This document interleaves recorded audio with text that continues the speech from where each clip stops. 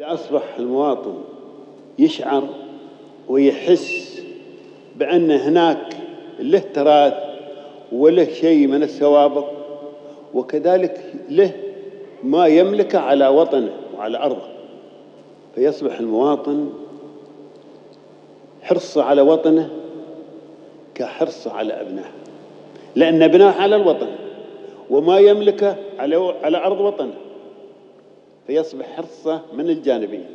حرصه على أبنائه الذين على وطنه وفي محلهم، وحرصه على ما يملكه على الوطن، إن كان